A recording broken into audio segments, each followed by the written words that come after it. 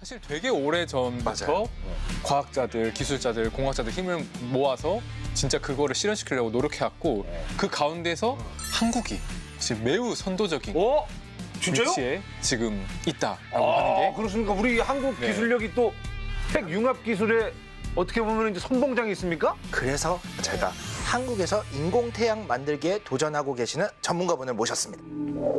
Here comes the sun, doo-doo-doo. Here comes the sun. I say it's alright. Little darling. 반갑습니다. 달처럼 둥근 분이세요. 자, 인공태양을 만드는 분이라는 소개를 받았습니다. 본인 소개 부탁드리겠습니다. 예, 안녕하세요. 저는 한국핵융합에너지연구원에서 K스타 연구본부장을 맡고 있는 남용훈이라고 합니다. 반갑습니다. 본부장님. 잠깐만요. 근데 K스타요? 예. K스타가 어떤 곳이죠? K스타는 한국에 언젠가는 떠오를 인공태양을 만들기 위해서 핵융합 실험을 하는 장치고요. 저는 그 운영을 책임지고 있는 사람입니다. 그러면은 지금 인공태양의 주인분이 나오신 겁니까? 이 건물주를 넘어서 그렇죠. 태양주? 주인이 아니라 그냥 관리인입니다, 관리인. 아니 그래서 말인데 인공태양을 만들면은 AI가 쓸 그 전기 이게 좀 감당할 수가 있는 건가요? AI가 전기를 하도 많이 잡아먹는다 그래가지고 저는 되기만 하면은 충분할 거라고 생각을 하고요. 뭐 핵융합이 뭐 청정한 에너지, 또 안전한 에너지 이런 장점도 있지만 그 AI의 공급을 전력을 공급하는데 또 가장 좋은 방식이기도 합니다. 왜냐하면 핵융합이라는 거는 뭐 입지의 영향도 받지 않고, 그렇죠. 뭐 도시 근처에 지을 수도 있고, 그리고 그냥 장치 하나만 지어놓으면 엄청난 에너지가 좁은 면적에서 나오고 그렇거든요. 그럼 AI가 부족하네 데이터 하나 센터 하나 더 짓고, 전기가 부족하네 그럼 핵융합로 하나 더 짓고. 이런 식으로 우리가 원하기만 한다면 충분한 전력을 공급할 수 있는, 충분히 공급할 수 있는 게 이제 핵융합의 첫 번째 미래가 될 것 같다. 그래서 이제 나라에서 밀어주는 국책 사업으로서 추진되고 있는 거라고 볼 수 있죠. 책 사업이 돼야 될 것 같아요. 지금 얘기만 들었을 때. 그러니까요. 예, 이걸 이제 세계에다가 빨리 개발해서 팔아먹어야죠. 그렇죠, 예, 맞습니다. 그죠? 예. 예, 그럼 우리나라 대박 나는 거죠.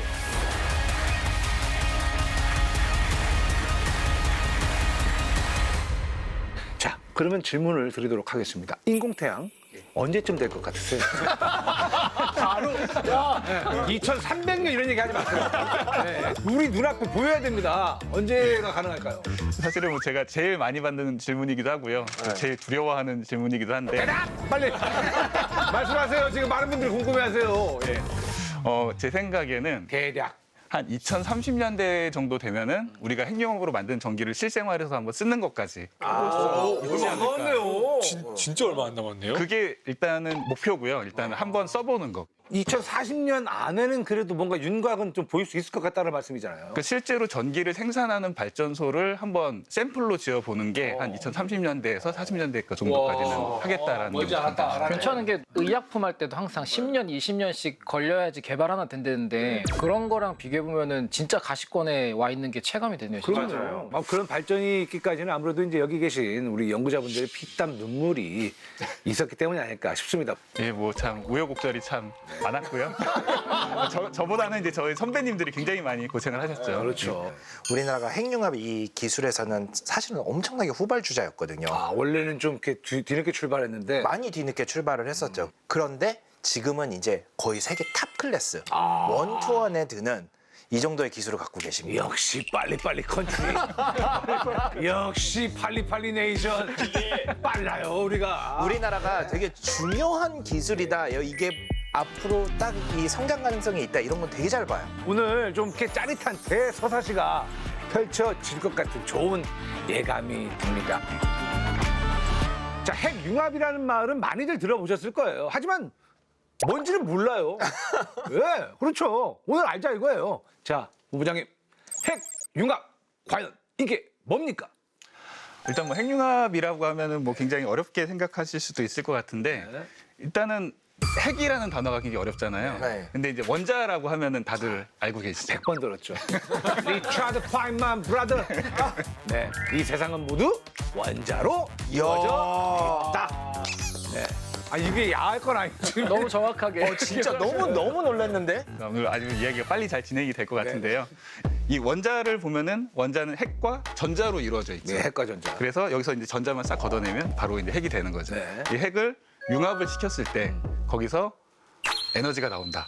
이게 바로 그냥 핵융합의 핵융합. 가장 기본적인 원리입니다. 핵을 합쳤을 때 나오는 에너지. 그렇죠. 그것이 핵융합이다. 맞습니다. 예. 근데 에너지라고 하는 게 원래 우리가 보존된다고 물리학 예, 예. 공부할 때 에너지 보존의 법칙을 저희가 여러 번 다뤘던 것 같은데 핵과 핵을 합치는데 예. 갑자기 어디서 에너지가 짠 하고 나오는 건가요? 그 과정에서 당연히 어디서 아무데도 없던 에너지가 뿅 하고 나오는 건 아니고 그렇죠. 그 과정에서 질량이 조금 사라집니다. 질량이 사라진다. E는 MC 제곱 있잖아요. 아인슈타인 유명한 베이비. 그쵸? 예, 이는 MC 제곱. 그러니까 E가 에너지고 M이 질량이니까 서로 이제 바뀔 수 있다는 거거든요. 그러니까 질량이 사라지는 만큼 그만큼 에너지가 생긴다. 그 MC 제곱 뒤에 광속의 제곱이잖아요. 그러니까 광속이라는 숫자도 엄청나게 큰데 거의 제곱까지 했으니까 질량이 아주 조금만 있어도 엄청난 에너지가 나온다는 것이고 석탄의 화학 반응 한 번이 일어날 때 나오는 에너지하고 이 핵융합 반응 한 번이 일어날 때 나오는 에너지를 비교하면 한 100만 배 정도 차이가 난다. 100만 배요? 예. 근데 합치는 게 에너지가 나와요? 왜냐면 이제 우리가 분열을 얘기를 해가지고 예, 맞습니다. 뜯길 때 이제 빡 하시죠? 예, 맞습니다. 아, 이게. 그러니까 뭐 합칠 때도 나오고 말씀하신 대로 이렇게 분열될 때도 나오는데요. 근데 이제 보통 그 기준이 되는 게 이제 철 이거 아마 제일 잘 아시겠지만 철이거든요. 그러니까 철보다 가벼운 애들은 합쳐질 때 에너지가 나오고 철보다 무거운 우라늄 이런 애들은 쪼개질 때 에너지가 나오거든요.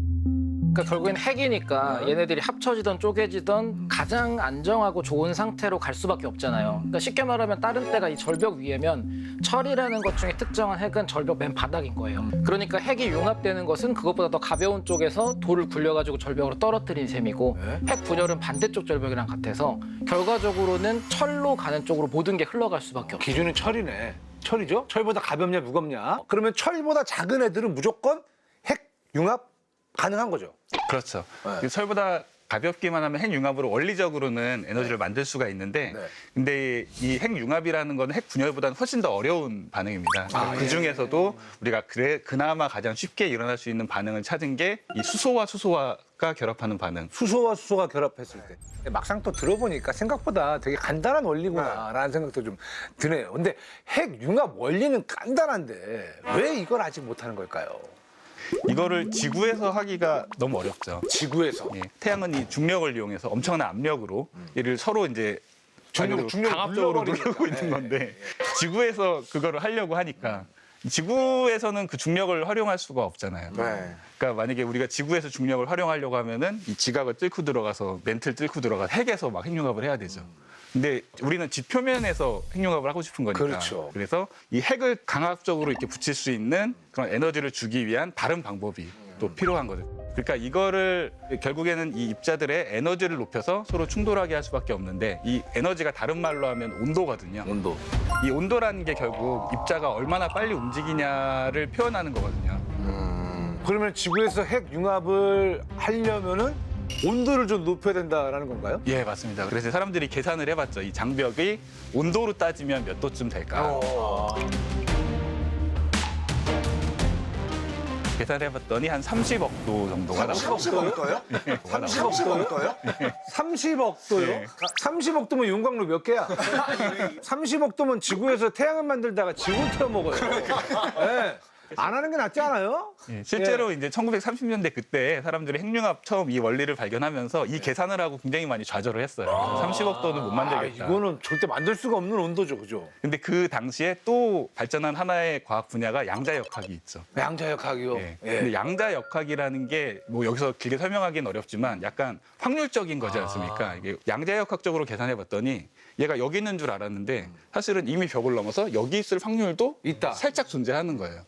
그래서 그 효과를 계산해 봤더니 우리가 30억 도가 아니라 1억 도 정도까지만 올려도 그걸 양자 터널 효과라고 하는데 이 산을 넘는 게 아니라 중간에 터널을 딱 지나서 서로 만날 수 있는 길이 존재한다. 다 갈 수는 없지만 그렇죠. 그래도 1억 도만 올리면 어느 정도 이미 갈 수 있는 애들은 그렇죠. 있게 마련이다. 1억도까지만 올라가면은 그 터널 뚫고 반대편으로 갈 수 있다. 아 근데 지금 1억도까지만 1억도 정도만이라고 얘기하시는데 1억도가 어느 정도죠? 뭐 1억도가 뭐 동네 온도계 이름도 아니고 잠깐만, 태양이 몇 도죠? 태양이 1억도도 제가 안 되는 걸로 알고 있는데 태양이 1억도도 안 되는데 우리가 인가 어떻게 1억을 만들지 1억도를? 그러니까 사실은 1억도를 말씀을 드리면 다들 이렇게 약간 비현실적으로 생각을 하시는데 근데 사실 1억도라는 장벽은 이미 우리가 다 해결을 했습니다. 한국의 인공 태양으로 불리는 K스타가 조전도 핵융합 연구 장치 가운데 세계 최초로 플라즈마 온도 1억도 달성에 성공했습니다.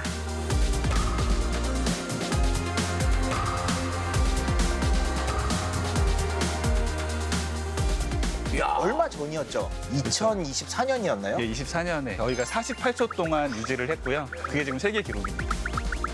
1억도짜리 플라즈마를 48초 동안? 예, 예. 1억도짜리 플라즈마를 만든 데는 사실은 그전에도 많이 있었는데 이렇게 이걸 길게 유지한 거는 우리가 처음인 거죠. 아, 자, 잠깐 1억도 할 수는 있는데 1억도 이렇게 할 수 있는 거는 한국이 세계 최초다라는 그런 얘기잖아요. 예, 맞습니다.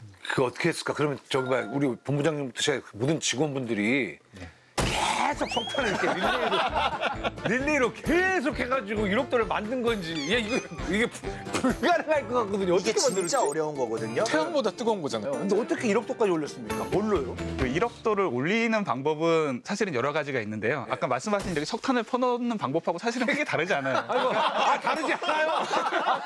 그냥 얘기하는 다르지 않습니까? 계속 에너지를? 예, 결국에는 에너지를 계속 넣어주는 거거든요. 그러니까요. 그 넣어주는 방법이 이제 네. 대표적으로 뭐가 있냐면은 그냥 전기장판 생각하시면 네, 됩니다. 네, 네. 전기장판 보면은 전류를 흘려주면은 그렇죠. 거기 있는 저항 때문에 열이 막 발생하잖아요. 네. 근데 이 플라즈마도 아까 이제 플러스하고 마이너스가 분리된 상태라고 했잖아요. 그러니까 얘네들가 정기적인 상태거든요. 네. 그러니까 플라즈마를 돌려주기만 하면은 전류가 흐르고 저항도 있는 것처럼 돼서 마치 전기장판에서 열이 나듯이 스스로 열을 막 만들어냅니다. 아, 돌리면 계속. 이게 가장 기본적인 방법인데 이렇게 해서 올릴 수 있는 온도는 한 1000만 도 정도까지. 1000만 도. 그게 1000만 도고. 예. 1000만 도는 택도 없죠. 1억도가 돼야 되는데. 더 올리려면 이제 밖에서 에너지를 어떻게든 더 우겨 넣어줘야 되는데 대표적인 방법 중에 하나는 전자레인지 방법. 전자레인지. 그러니까 전자레인지 보면은 전자기파를 쏴가지고 음식을 데피잖아요. 그렇죠. 엄청나게 높은 에너지의 전자기파를 플라즈마 안으로 막 밀어 넣어가지고 얘가 에너지를 그 밖에 만드는 거죠. 이런 방법이 하나가 있고 또 하나 방법은 그냥 직접 때려주는 거예요. 얘를. 뭐 당구 우리가 칠 때 저기는 당구를 움직이고 싶으면은 쳐야죠. 가서 맞추면 되죠. 그거랑 마찬가지로 밖에서 더 빠른 입자를 넣어줘가지고 플라즈마를 그냥 때려주는 겁니다.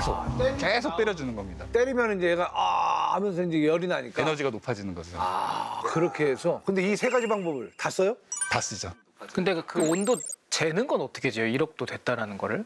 온도를 재는 거는 사실은 상청님이 굉장히 잘 아실 텐데 별의 온도를 재는 거하고 똑같은 방법을 씁니다. 스펙트럼. 네, 맞습니다. 빛으로 온도를 재는 거예요? 그러니까 멀리 있는 별에서 이제 빛이 오면은 이 별이 얼마나 뜨겁냐에 따라서 이 빛의 파장이 약간 달라지거든요. 그렇죠. 이게 얼마나 달라지느냐에 따라서 온도를 잴 수 있는데 플라즈마도 똑같아요. 플라즈마에서 나오는 빛이 있거든요. 그래서 빛으로. 얘가 얼마나 많이 파장이 달라져 있냐를 보면은 온도를 알 수가 있어요. 진짜 인공 태양을 만드는 거랑 맞아요. 똑같네요. 우리가 별을 관찰하는 그렇죠. 것처럼 네. 온도도 같은 방식으로 관찰하는군요. 근데 플라즈마를 이제 어디에다가 만드나요? 왜냐면 1억도를 견디는 물질은 없어요. 그러니까 뭐 이게 여기 무슨 머그컵에다 담아놓을 거예요. 아니면 뭐 어디 뭐 유리병에다가 못 담잖아요. 그렇죠. 그러니까 이걸 어디다가 만들어야 되는데 1억도를 견딜 만한 그런 물질이 있다는 거죠. 그게 더 큰 문제죠. 그러니까 1억도를 올리는 것도 어렵지만 그러니까 이게 무슨 특별히 뭐 티타늄? 아니 뭐 무슨 케이스? 어디 안에서 안 될 텐데. 그러니까 어디다가 이제 담을 수는 없고요. 네. 결국은 얘를 공중에 띄워놓을 수밖에 없습니다. 공중에 띄웁니까? 아까 이 플라즈마라는 게 전기적인 성질이 있다고 말씀을 드렸잖아요. 근데 전기적인 성질이 있는 애한테 자기장을 이렇게 딱 걸어주잖아요. 그러면은 여기 전기적인 성질, 뭐 핵이나 전자 같은 애들은 이 자기장이 딱 걸려 있으면은 이 주변을 그냥 빙빙 돌게 돼 있어요. 그렇게 막 도망가는 게 아니라. 그렇게 해서 공중에 띄우는 거예요? 자기장으로? 예. 원통형으로 자기장을 걸어주면은 그 주변을 마치 이제 꼬치에 뭐가 끼워져 있는 것처럼 지가 알아서 돌아요. 예, 그 주변에서 벗어나지 않는 거예요. 근데 문제는 이제 뭐냐면은 얘가 꼬치에 끼워져는 있는데 얘 꼬치를 따라서 이렇게 움직일 수는 있잖아요. 그래서 꼬치 끝까지 가면은 톡 빠져버릴 수가 있죠. 이 문제를 해결하기 위해서 어떻게 했냐면은 이 꼬치를 이렇게 돌아가지고 여기 있는 이 도너츠처럼 이런 도너츠 모양을 만들었습니다. 아유. 꼬치가 이렇게 도너츠. 아예 끝이 돌게. 없어버리게. 돌게. 그렇죠. 그리고 이 주변을 계속해서 빙글빙글 돌게 되겠죠. 아예 그렇게 이 안에서만 그냥 계속 돌면서. 그렇죠. 그렇죠. 빠져나가는 데가 없이. 그럼 못 도망가게. 예. 그래서 제작진이 도넛을 간식으로 준비해 놓은 거군요. 그러니까 이게 결국은 막 플라즈마 상태의 입자들이 여기저기 벽면을 때려버리면 손상이 갈 수 있으니까 자기장을 걸어주는 순간 무수히 많은 꼬치들이 쫙 생겨서 플라즈마를 이루고 있는 입자들이 그 꼬치 중 하나에 걸려서 뱅글뱅글 돌고 있는 상태가 되는 거네요. 자, 그러면은 1억도를 만드는 법도 알았고 1억도를 어디에 어떻게 만들지도 알았습니다. 근데 왜 방법을 다 알고도 48초밖에 못했죠? 사실은 과제가 좀 상당히 많이 남아 있어요. 네. 그러니까 요 도너츠만 가지고 우리가 플라즈마를 가져올 수 있었으면은 아마 이미 발전소를 지었을 텐데 이렇게 만들어 놔도 자꾸 플라즈마가 도망가서 도망가요? 예. 어디로요? 이 아까처럼 이렇게 원통형으로 만들어 놨을 때는 그 축을 중심으로는 다 대칭이잖아요. 균일한데 이렇게 도너츠처럼 말아놓는 순간 안쪽과 바깥쪽이 차이가 생깁니다. 아 그렇겠네요. 바깥으로 도는 애들하고 안쪽으로 도는 애들하고 다르다. 안쪽은 자기장이 굉장히 조밀하고 바깥쪽은 좀 든성든성하고. 그러면은 어떻게 해야 될까요? 트랙을 중간에 한번 이렇게 꼬아주잖아요. 네. 맞아야죠. 그게 바로 이런 모양입니다. 도넛의 모양을 이렇게 나선형으로 만들어주게 되면은 이렇게 자기장이 꼬여 있는 모양이 되니까 입자들이 안으로 들어갔다 밖으로 들어갔다 이렇게 좀 섞이면서 돌아갈 수 있게 되는 거죠. 잠깐만. 근데 이거는 국가 기밀이에요. 이거는 우리나라가 지금 잘하고 있는데 이거 기밀 공개 아닙니까 이게? 네, 사실 이 정도 원리까지는 1950년대, 60년대에 다 이미 알려진 거고요. 50년대래요. 70년대, 50년대? 거의 80년 됐네요. 네. 그래서 이렇게 만드는 그런 원리를 토카막이라고. 토카막. 예. 그러니까 이 토카막이라는 게 사실은 정확하게는 1960년대에 소련에서 처음 개발된 그런 아이디어인데 이런 도너츠 모양의 자기 가동 장치 그런 뜻이에요. 그런 거를 이제 그 러시아어로 약자를 만들어서 토카막이라고 불렀는데 사실은 그 전까지 이런 도너츠 모양도 있고 굉장히 다양한 방식의 플라즈마를 가두는 방식을 다 연구하고 있었어요. 그런데 이 소련에서 이 토카막이라는 방식을 딱 발표하고 나서 이게 효율이 너무 좋으니까 전 세계가 다 이 토카막이 답이다. 그리고 연구를 시작한 거죠. 근데 왜 남들은 못했을까요? 사실은 다 했고요. 했어요? 예. 가장 결정적으로 이제 벽이 된 것 중에 하나가 뭐냐면은 어쨌든 우리는 발전소를 지어야 되잖아요. 그러면 이게 뭐 1초, 2초가 아니라 24시간 돌려야 된단 말이에요. 근데 24시간 돌리려면은 자기장을 그렇게 강한 자기장을 계속 걸어줘야 되잖아요. 그러니까 그렇게 강한 자기장을 전자석으로 만들어주는데 이 전자석도 결국에는 전류를 흘려줘가지고 자기장을 만들어주는 거거든요. 그러면 또 저항이 있어서 열이 또 발생해요, 자석에서. 그래서 자석이 녹습니다.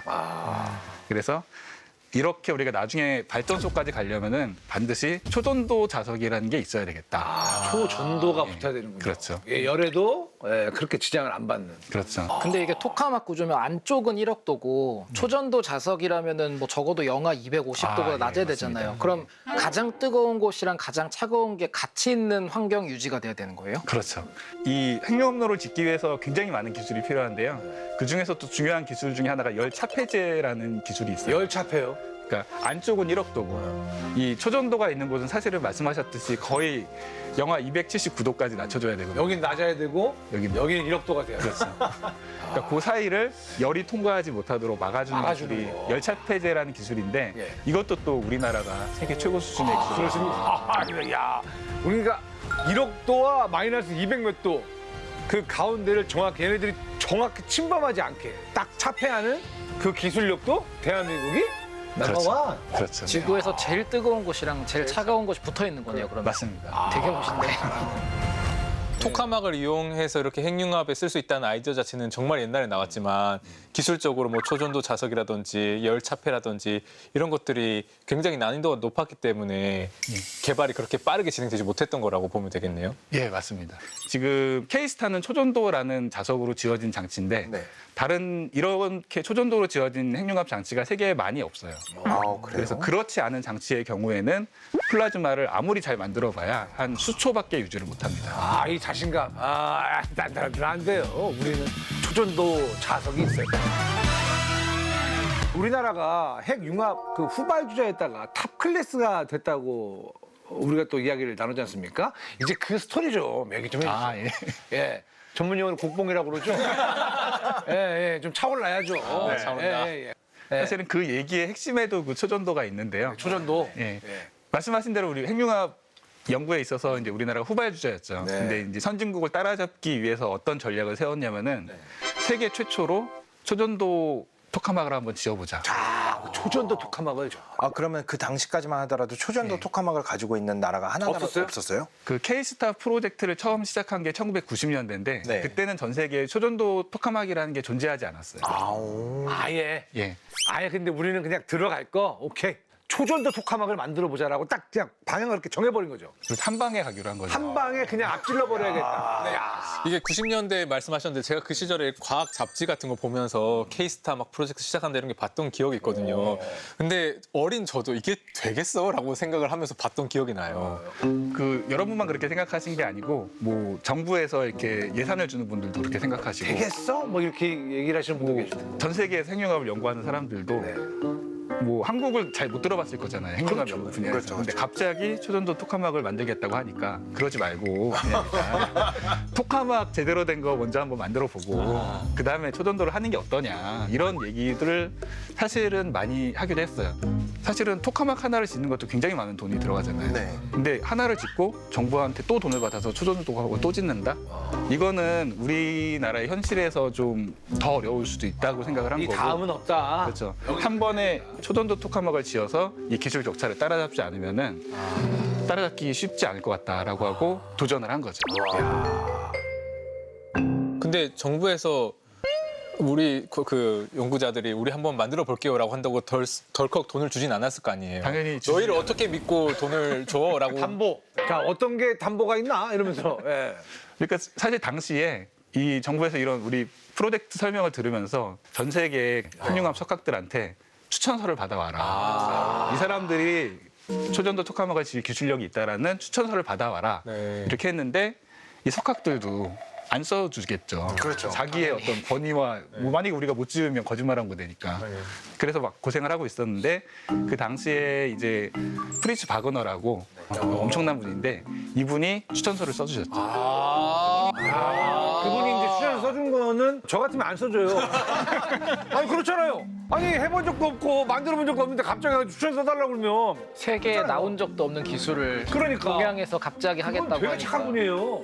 뭐 나중에 이렇게 뭐 얘기를 제가 직접 들은 건 아니지만 왜 써줬대요? 들어보니까 그분이 이제 독일 분이신데 독일 미넨에 계신 분이거든요. 근데 미넨에 BMW 본사가 있대요. 네. 독일 자동차의 그 본산이잖아요. 근데 거기에 한국 자동차가 막 돌아다니고 있었다라는 거예요. 그것 때문에. 독일의 본진에 자동차를 굴릴 수 있는 나라라면 초전도 토카막도 지을 수 있지 않겠냐 이렇게 생각을 하셨다고 하더라고요. 그분도 대단한 분이네요. 이거 국뽕 연쇄 반응이네. 국뽕 연쇄 반응. 우리 본진에 한국차가 보이니까 이 정도면 뭐 당신들도 뭘 해도 할 수 있겠구나라고 하는 약간 믿음. 그렇죠. 한국 자동차 회사가 사실상 핵융합 이끌었다고도 볼 수 있네요. 근데 그런 서러운 일들이 처음에 사업 시작하셨을 때 많았을 것 같은데요. 그렇죠. 이게 뭐 이거는 이제 좋은 예였고 뭐 사실은 안 좋은 쪽이 더 많았겠죠. 무시 많이 당했겠죠, 그죠? 그러니까 뭐 예를 들면 이제 저희가 만들고 싶어했던 초전도 토카막이 그 니오비움이라는 원소하고 네. 주석을 합금으로 만드는 그런 방식이었어요. 근데 이게 가장 어려운 방식이었거든요. 그러니까 우리가 그냥 초전도 토카막도 아니고 이걸 가지고 만든다고 하니까 뭐 어떤 분들은 너네 그 선제 본 적이 있기나 하냐 물어봤는데 사실은 본 적이 없었던 거죠. 얼마나 야속했겠어요. 그 질문이. 그래서 근데 네. 객관적으로 보면 가진 거는 기세밖에 없었네요. 기세랑 미네에 돌아다니던 우리 한국 자동차. 의욕.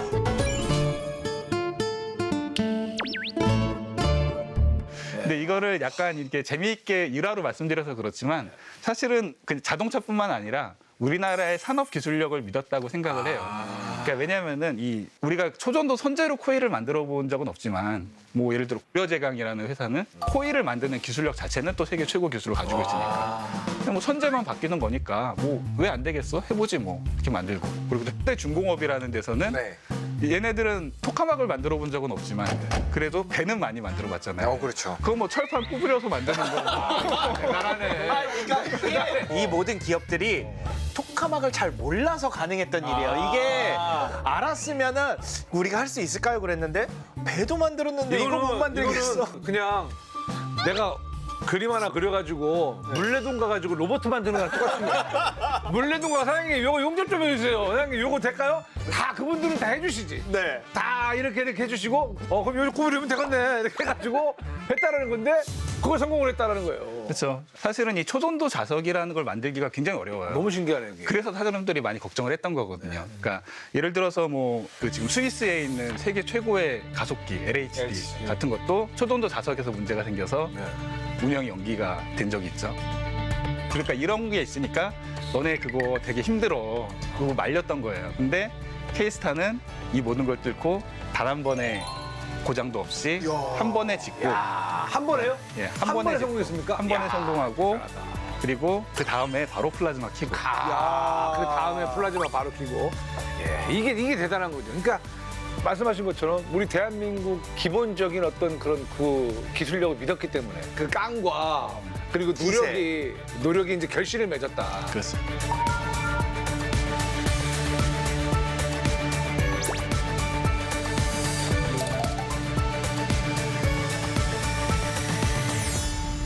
어쨌거나 작전은 성공했고 전 세계에 크게 핵 융합 기술의 어떤 어퍼컷을 날렸다. 네. 그렇게 보면 될 것 같습니다. 자, 근데 이제 뭐 이 많은 분들이 사실 궁금해하시는 게 그럼 언제쯤 핵 융합이 일정하게 오랜 시간 동안 좀 이루어질까?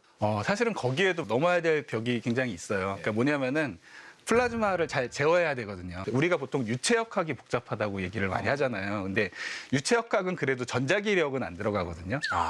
근데 이 플라즈마는 유체역학 플러스 전자기력으로 서로 이게 있으니까 너무 복잡하고 힘들어요.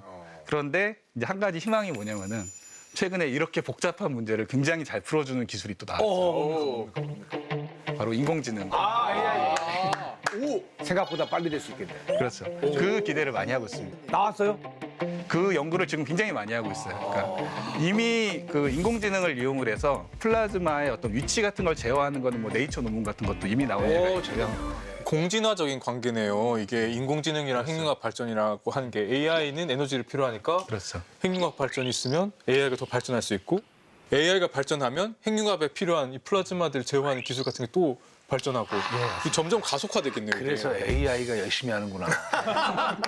그래서 협조를 더 열심히 하나 봐요. 자기가 먹고 살려고. 그러니까 자기는 전원이 없으면 끝이잖아요. 그러니까 언젠간 자립하려고. 그렇지. 누군가가 끌지도 모르니까 아예 핵융합 이거 기술을 해가지고 나는 그냥 계속 굴러갈 수 있게 그 AI도 살라고 그렇죠. 그렇게 하는 거죠. 그러면 이런 기술이 이제 소형화될 수도 있겠다. 소형화되는 게 거기로 가고 있는 거죠 지금. 네. 아크 원자로 같이. 네, 그렇죠. 많이 비싸겠는데. 그런 것도 좀 미래에는 가능하지 않을까요? 뭐 저는 미래에는 충분히 가능할 거라고 생각은 하지만 그렇게 소형화하는 게 아마 핵융합에서 가장 어려운, 가장 나중에 완성될 기술 중에 하나일 거예요. 가장 나중이다. 이 핵융합 플라즈마를 가두려면은 일단은 장치를 크게 짓는 게 답이다. 제일 좋다. 그러니까 장치 크기의 제곱에 비례해서 얘가 잘 가둬지는 성질을 우리가 발견을 했거든요. K스타 같은 경우에는 크기가 한 폭이 10m, 높이가 10m 정도 돼요. 10m. 네. 근데 요거 가지고는 약간 부족하고 프랑스에 저희가 이터라고 하는 국제 공동 핵융합로를 짓고 있습니다. 요거는 폭이 30m, 높이가 30m 정도 돼요. 그러니까 요 정도 사이즈가 되면은 우리가 플라즈마를 가두는 거에 대해서는 이제 문제가 없겠다. 근데 얘를 잘 가둬둬가지고 일단 첫 번째로 우리가 증명해야 되는 게 뭐냐면은 어쨌든 우리는 발전소를 만들고 싶은 거잖아요. 그렇죠. 그러니까 에너지를 투입했을 때 이 투입한 에너지 이상이 나오느냐. 그렇죠. 이거를 한번 보고 싶거든요. 얘가 완공이 되면 목표가 투입한 에너지 대비 10배의 에너지를 생산하는 거예요. 그래야 또 이게 약간 그 효율이 나오니까요. 그렇죠. 그 한국도 이터랑 같이 뭐 콜라보를 좀 하고 있습니까? 이터의 참여국으로 당연히 참여를 하고 있죠. 네.